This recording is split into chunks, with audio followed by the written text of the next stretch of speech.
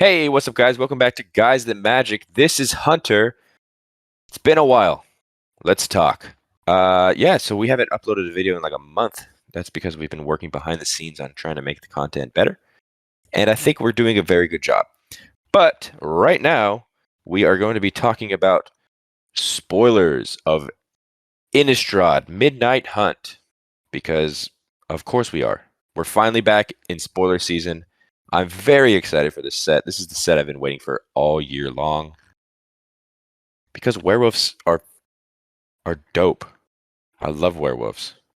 But before we jump into the actual cards, we have to talk about the new mechanic because this mechanic is on these cards. As you know, cards flip into stuff. So what did Wizards do? They decided to create a new mechanic specifically for flip cards. And that mechanic is called Daybound and Nightbound. What does that mean, you ask? Well, when it's Daybound, as it becomes day, transform all Nightbound permanents. If a player casts no spells during their own turn, it becomes night next turn. What is night?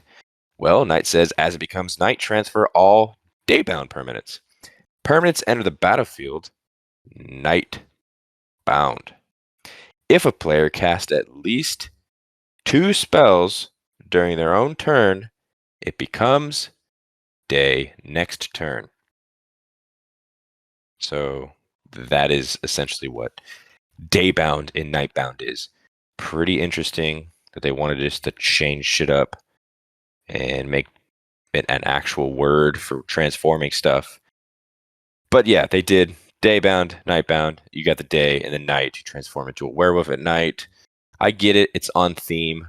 Do I think it was necessary? Not really. But Wizards is getting creative again. So let's just talk about these Daybound, Nightbound type shit. The first thing we're going to be talking about is the newest Planeswalker they announced, and that is Arlinn the Pack's Hope. This also transforms. But let's talk about Arlinn the Pack's Hope before we talk about the flip side. Arlinn's the Pack Hope is 2 generic mana and a red and a green. It's a Planeswalker that starts with 4 loyalty. It has Daybound. It also has +1 until your next turn. You may cast creature spells as though they had flash, and each creature you control enters the battlefield with an additional 1/1 counter on it. It also has a -3 ability that says create 2 2/2 green wolf creature tokens. Very solid. Very solid. Doesn't really have an ultimate, but it's a solid commander. Getting out your stuff on flash, that's pretty cool. Really helps protect yourself. Arlinn, it also, let me rephrase this. It transforms during the night. It transforms into Arlinn the Moon's Fury. Arlinn the Moon's Fury it has Nightbound.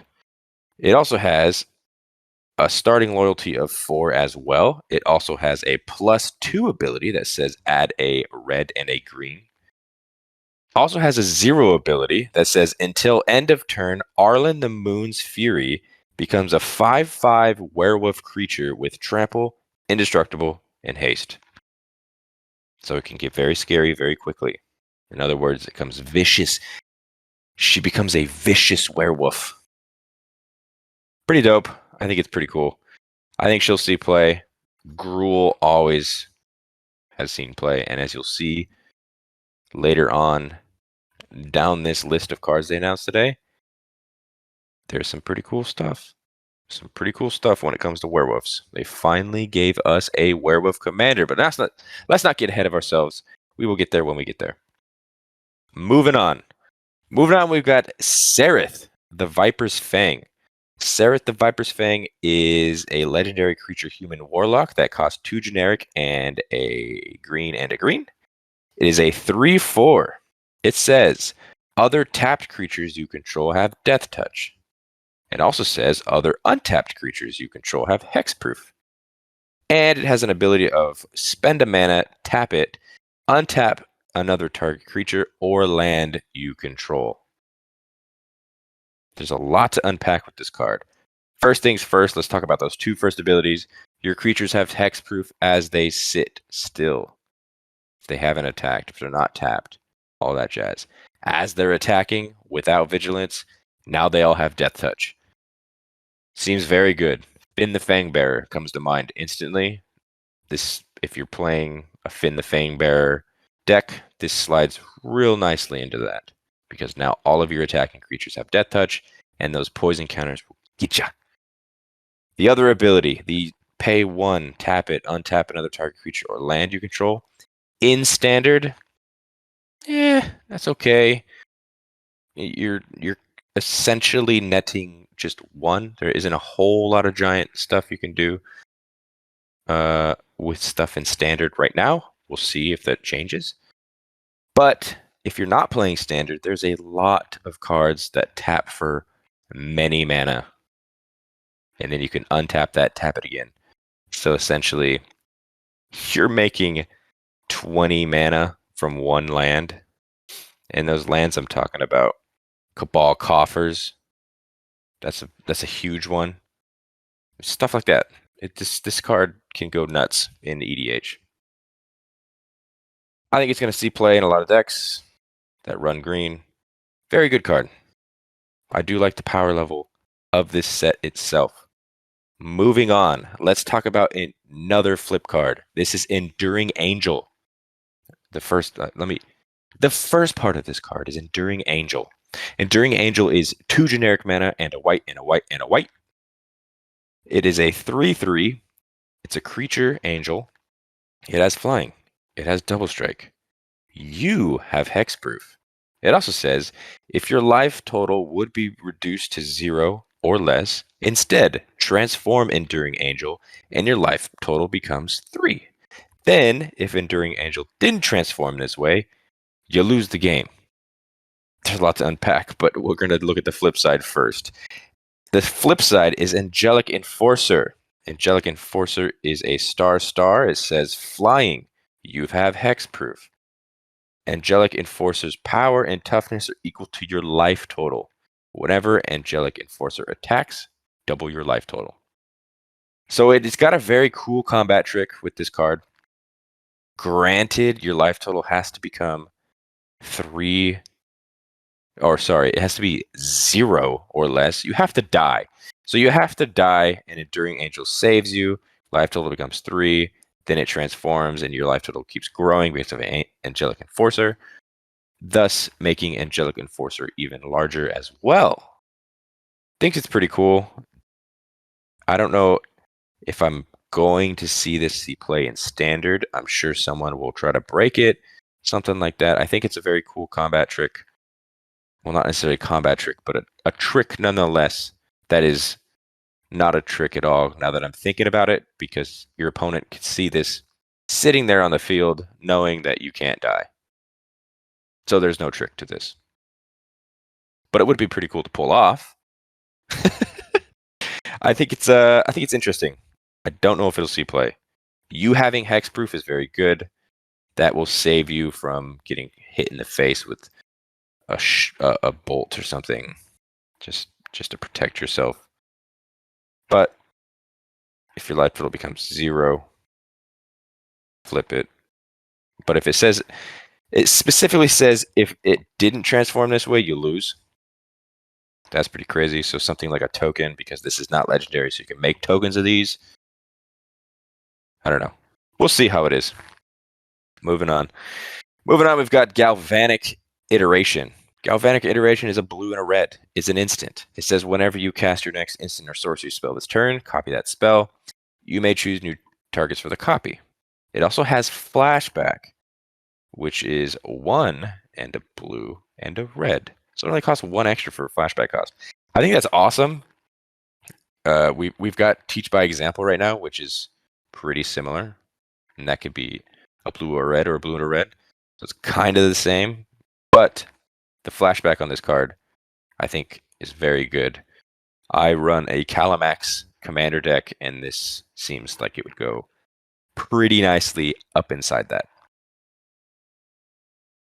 Copying your spells, that's a real popular thing right now in standard. I don't know if you've seen people do it with Tasha's Hideous Laughter.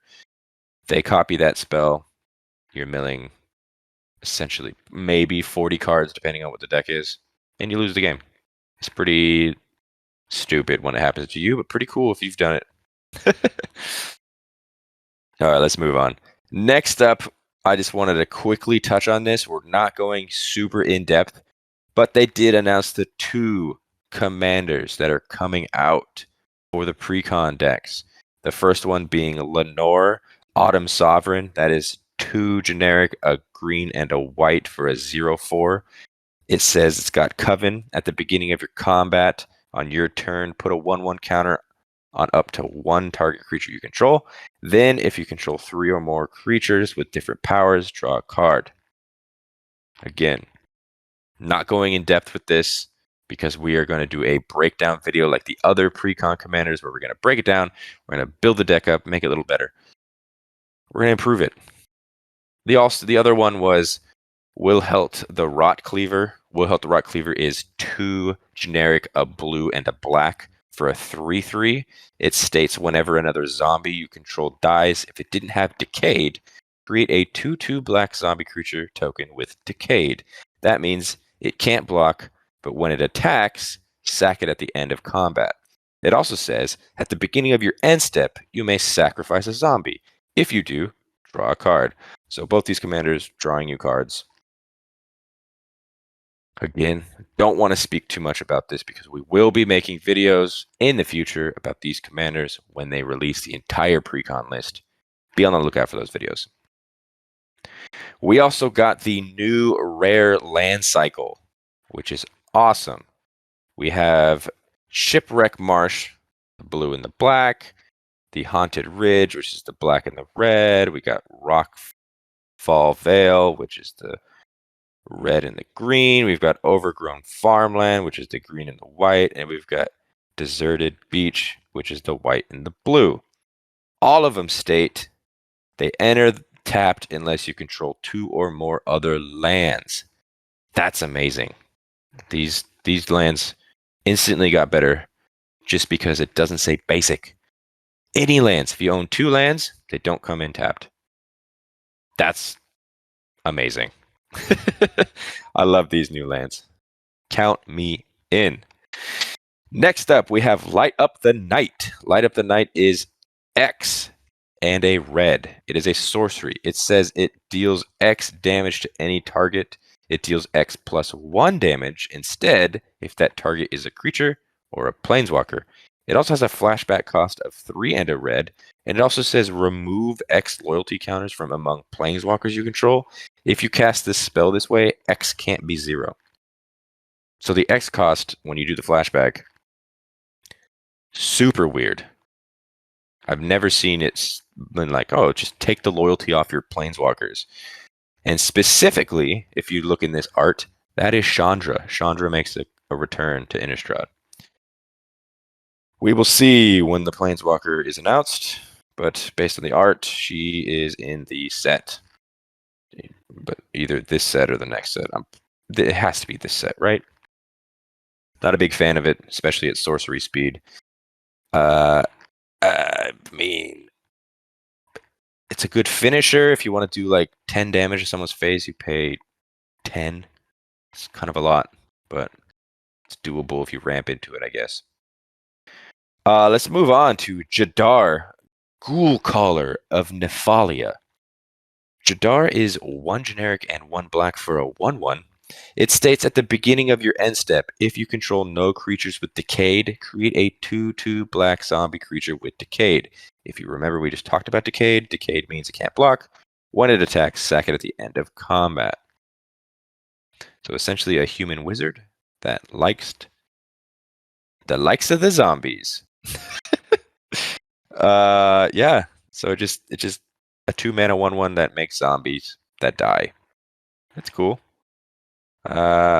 Zombie tribal, looking like a thing. And finally, here, not finally over the video, but finally we got our werewolf commander.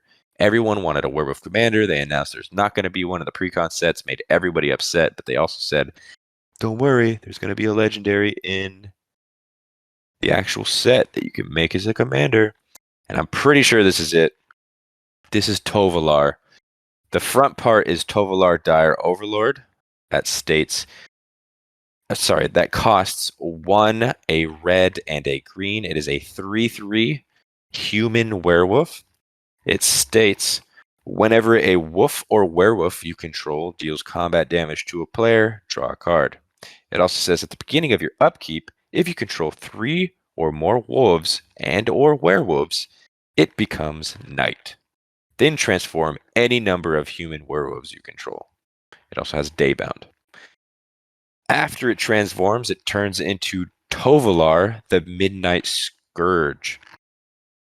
That is a 4/4. It states whenever a wolf or werewolf you control deals combat damage to a player, draw a card. Same thing. It also says it has a cost of X, a red and a green, and it states target wolf or werewolf you control gets +X/+0 and gains trample until end of turn. So there it is. There's your werewolf tribal commander. People are excited to build around this because a lot of people like tribes, a lot of people like werewolves. And there it is. There's your guy that helps the werewolves. This specifically states it'll just transform all your werewolves instantly. So that would make a board pretty scary very quickly because a lot of the flip sides of werewolf cards are a lot better. All right, let's move on to Sigarda, Champion of Light. Sigarda is back in Innistrad. She costs 1 generic, a green, and a white, and a white. She's a 4/4. She's an angel if you didn't already know. She's got flying. She's got trample. Humans you control get +1/+1. She also has Coven. Coven states, whenever Sigarda attacks, if you control 3 or more creatures with different powers, look at the top 5 cards of your library. You may reveal a human creature card from among them and put it into your hand. Put the rest on the bottom of your library in a random order. Sigarda, Champion of Light, is a human tribal's best friend. Except it's not a human at all. It's an angel. So, pretty cool card. I don't know if she deserves a mythic status based on just what I see here, but cool regardless. She's going to fit nicely in the mono white human decks that have already been made. Splash a bit of green in there. You got a pretty good deck going. I think Sigarda is a very good card, and I think she'll do a lot of work. So moving forward, we'll have to see if I was right or wrong. Hopefully, I'm right. Let's move on to another flip card. That is Brutal Cathar. Brutal Cathar is 2 generic and a white for a 2/2. It's a human soldier werewolf. It states whenever this creature enters the battlefield or transforms into Brutal Cathar, exile target creature an opponent controls until this creature leaves the battlefield. It also has Daybound. It also transforms into Moonrage Brute. Moonrage Brute is a 3/3 with first strike and ward of pay 3 life. It also has Nightbound. So yeah, very strong. Very strong human soldier werewolf. It essentially exiles a target creature every time it transforms back into Brutal Cathar. You're just stealing your opponent's stuff at that point until this card goes away. Just keep flipping it back. Daytime, nighttime, daytime. And just keep stealing more stuff until they get rid of it. But hey, if it's flipped over and it's got ward pay 3 life, your opponent has to pay 3 life to get rid of it. Pretty cool. Let's move on to a card that was in a different language. This is Doll Stitcher. Doll Stitcher is 2 and a blue for a 2/3. It is a creature human wizard. It states whenever you cast an instant or sorcery spell, create a 2/2 black zombie creature token with Decayed. At the beginning of your upkeep, if you control 3 or more creature tokens, you may transform Doll Stitcher. And when you do, it turns into Doll Factory. Doll Factory is an artifact. So this creature turns into an artifact. It states creature tokens you control lose all abilities and have base power and toughness 3/3. At the beginning of your upkeep, you may transform Doll Factory, back into Doll Stitcher. Very interesting, because Doll Stitcher, you're making all these black zombies that attack that you have to sacrifice, but if it flips into Doll Factory, they lose their ability and they turn into 3/3s. So that means you do not have to sacrifice them because they don't have decay any longer as long as you have Doll Factory on the field. Very cool, synergistic with the front and the back side there. I think it's cool. Okay, I wanted to talk about one more thing before we wrap up the video, and that was Wizards' announcement of bringing straight to Commander legal cards that you can only find in set boosters and collector boosters. Very interesting concept. They're doing things different. These are cards that do not come from the precons, and they're not actually part of the original set. They are just straight to Commander cards that you can only find in these boosters. One of them being Avacyn's Memorial. Avacyn's Memorial is a legendary artifact that costs 5 generic, a white, and a white. It has indestructible. It just says other legendary permanents you control have indestructible. Not a good card. And I'm gonna open this.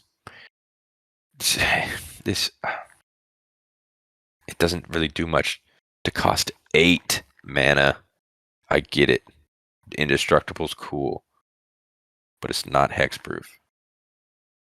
It's I don't know. I don't know about that one, boss. The other one were the vision cycles. This is a new thing as well. The vision cycles being Visions of Glory, which is a sorcery that costs 4 generic and a white that says create a 1/1 white human creature token for each creature you control. It also has a flashback of 8 and 2 white mana. It says this spell costs X less to cast this way, where X is the greatest mana value of commander you own on the battlefield or in the command zone. I'm not going to read this over and over because every single one, white, black, blue, red, green, all costs 8 and they're 2 of their respective color, and it says the exact same thing. I'm not going to read that every time, so I'm just going to read the first part. The next one is Visions of Dread, which is 2 and a black that says target opponent puts a creature card of their choice from their graveyard onto the battlefield under your control.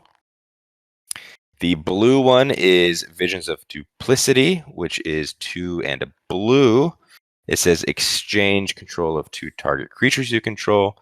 Then we have Visions of Ruin, which is 3 generic and a red. It says each opponent sacks an artifact. For each artifact sacrificed this way, you create a treasure token. And the green one being Visions of Dominance, which is 2 and a green that says put a 1/1 counter on target creature, then double the number of 1/1 counters on it. I'm really not a fan of any of the visions. They're very basic ass cards. I'm not a fan. And finally, the last straight to commander card I'm going to be talking about is Curse of Obsession. Curse of Obsession is 4 generic and a red. It is an enchantment aura curse. It says enchant player. It also says at the beginning of enchanted player's draw step, that player draws 2 additional cards. It also says at the beginning of enchanted player's end step, that player discards their hands. I get what they're going for, but giving a player 2 additional cards on top of their draw step, you're letting them draw 3 and saying, hey, see if you can draw something that gets rid of this curse. I don't like it. I hate it. I hate that card so much. But that's it for today's spoilers of Midnight Hunt. It is September 2nd, 2021. We're back in the swing of things, back in spoiler season. I hope you guys enjoyed this video. Hit that like button, subscribe if you haven't already. If you want to see all, because we're only talking about the rares, if you want to see all of the cards that were spoiled every single day, make sure you go and follow us on Instagram. That is instagram.com/guysthatmagic as well. Hit that like button, subscribe to us if you didn't already. This is Hunter with Guys That Magic. I hope you guys have a great rest of your day and happy spoiler season once again. See you next time in the next video tomorrow. Bye.